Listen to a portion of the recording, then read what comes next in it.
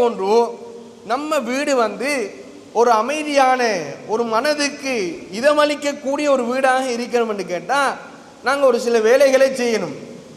முதலாவது என்ன செய்யணும் என்று கேட்டால், உள்ளுக்கு இருக்கிற ஷைத்தானை வெளியில் அனுப்பணும். வெளியில் நிற்கிற மலக்குமார்களை உள்ளுக்கு எடுக்கணும். இது ரெண்டையும் நாங்கள் செய்யணும். எப்படி உள்ளுக்கு இருக்கிற ஷைத்தானை வெளியில் அனுப்புகிற, வெளியில் இருக்கிற மலக்குமாரை உள்ளுக்கு எடுக்கிற என்று கேட்டால், அன்புள்ள சகோதரிகளே, நம்ம வீட்டுக்குள்ளே இருக்கிறோம். வீட்டுக்குள்ளே இருந்து, இப்போ வீட்டுக்குள்ளே தானே அட்டாச் பாத்ரூம் எல்லாம் வீட்டுக்குள்ளே இருக்குது. அந்த பாத்ரூமுக்குள்ளே போகும்போது நாங்கள் ரசூலுல்லாஹ் ஒரு துவா சொல்லி தந்தார்கள். என்ன துவா? அல்லாஹும்ம இன்னி அஊது பிக மினல் ஹுபுதி வல் ஹபாயிஸ். யா அல்லாஹ், ஆண் பெண் கெட்ட ஷைத்தான்களின் தீங்கை விட்டும் உன்னிடம் பாதுகாவல் தருகிறேன் என்று அவங்க குடியிருக்கிற இடம் அந்த அசிங்கமான இடம்.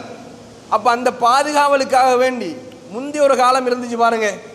பாத்ரூம் ஒன்று சொன்னாலே ஒரு தொலைவுக்கு போகணும், ஒரு மறைவான இடத்துக்கு போகணும்.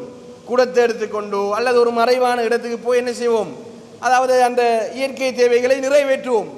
இன்றைக்கு நவீனம் மாறி அட்டாச் பாத்ரூம் வீட்டுக்குள்ளே இருந்து அந்த வீட்டுக்குள்ளே பாத்ரூம் போகும்போது துவாவும் சொல்லாமல் போனா, அன்புள்ள சகோதரிகளே, உள்ளுக்கு இருக்கிற ஷைத்தான் எங்கே இருப்பான்?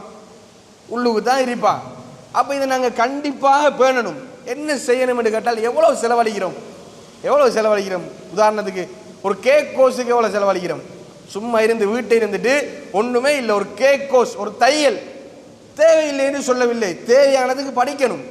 ஆனால் இப்படி செலவழிக்கிற நாம இந்த மார்க்கத்தை படிப்பதற்கு ஒரு ஒயிட் ஷீட்டை வாங்கி இந்த துவாவை எழுதி வீட்டில் நம்ம ஒட்டி வச்சு அது பிள்ளைகள் போகும்போது வரும்போது ஓதினால் நம்ம வீட்டில் பரக்கத் வரும். சகோதரிகளே, வீட்டில் பரக்கத் வரும்.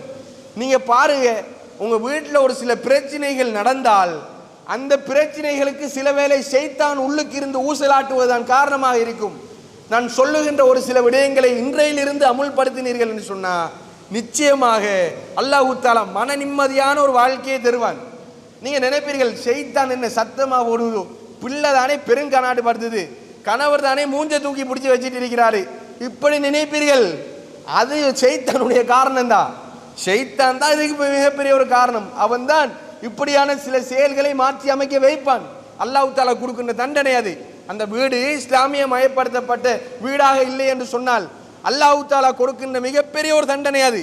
ஆனால் நல்லா புரிஞ்சுக்கணும் பண்புள்ள சகோதரிகளே, வெளியில் இருக்கிற மலக்குமார்களை உள்ளுக்கு எடுக்கணும் அப்படின்னு சொன்ன அன்புள்ள சகோதரிகளே, ரசூலுல்லாஹி ஸல்லல்லாஹு அலைஹி வஸல்லம் அவர்கள் சொன்னார்கள், யாரெல்லாம் வீட்டில் சூரா பக்கரா ஓதுகிறார்களோ, வீட்டில் அதான் சொல்லுகிறார்களோ, அந்த வீட்டில் அன்புள்ள சகோதரிகளே ஷைத்தானுடைய தீங்கு இருக்க மாட்டாது.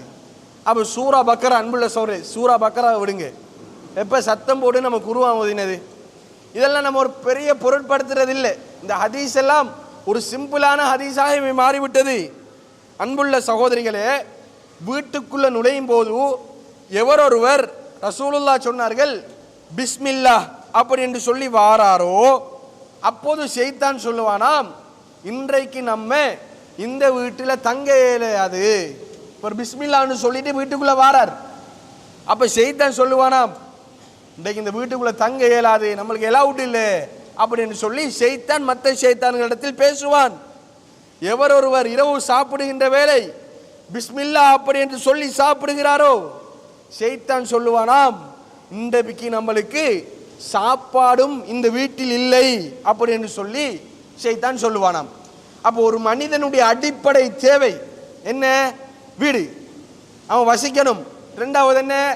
சாப்பாடு. சாப்பாடை மட்டும் சாப்பிட்டால் ஒரு மனிதன் நிம்மதியாக வாழ்ந்துடலாமா? ரோட்டில் நின்று சாப்பாட்டை மட்டுமே சாப்பிட்ற நிற்கலாமா? நிற்கல. அது எங்கே தூங்குறது? மனிதனுக்கு இயல்பாக அல்லாஹ் வைத்திருக்கிறான். வீட்டை மட்டும் வைத்தால், வீட்டில் மட்டுமே இருக்கிறோம் அன்புள்ள சகோதரிகளே, சாப்பாடு இல்லை, மௌத்தாகி செத்து போயிடுவான், உடல்ல சக்தி இல்லாமல் போயிடும். இப்படி இருக்கும் ஒரு மனிதனுடைய அடிப்படை தேவை, பிரதானமான தேவைகளில் முக்கியமான ரெண்டு. ஷைத்தான் சொல்லுவானா, பிஸ்மில் சொல்லி உள்ளுக்கு வாரார், இந்த வீட்டில் இன்னைக்கு நமக்கு தங்கத்துக்கு அலவுட் இல்லை. ராவு சாப்பாடு சாப்பிடுகின்ற போது பிஸ்மில் சொல்லுகிறார், இந்த வீட்டில் நமக்கு இன்றைக்கு உணவும் இல்லை, உணவும் சாப்பாடும் இல்லை என்று சொன்னால் உள்ளுகிற ஷைத்தான் வெளியே போவான். சகோதரிகளே, இதை நான் நல்லா புரிஞ்சு கொள்ளணும். இதை நாங்கள் ஒரு பிஸ்மில்லா என்று எழுதி சாப்பிடும் போது துவா ஓதுவோம், தூங்கும் போது துவா ஓதுவோம், தூங்கி எழும்பிய போது துவா ஓதுவோம், மலசல கூடத்துக்கு போகும்போது துவா ஓதுவோம், வெளியே வரும்போது துவா ஓதுவோம். மறதி சகோதரிகளே, ஓதக்கூடாது என்று யாரும் நினைக்கிறீர்களே? மனுஷன் தானே, மனுஷன் தானே, ஒரு மறதி ஏற்படும். இந்த நிமித்தமாக என்ன செய்கிறோம்? நம்ம மறந்து போகிறோம். அந்த ஞாபக மூட்டலுக்காக வேண்டி ஒரு இஸ்லாமிய மயப்படுத்தப்பட்ட வீடு இப்படியான ஒரு வீடாக இருக்கணும். இந்த டெக்னிக்குகளை நம்ம யூஸ் பண்ணினோம்னு சொன்னால் அல்லாஹு தாலா வாழ்க்கையில் நல்ல ஒரு செழிப்பான, ஆரோக்கியமான, நிம்மதியான ஒரு வீட்டுச் சூழலை உருவாக்குவான் என்பதில் எந்த ஒரு இரண்டாம் கருத்துக்கும் இடம் கிடையாது.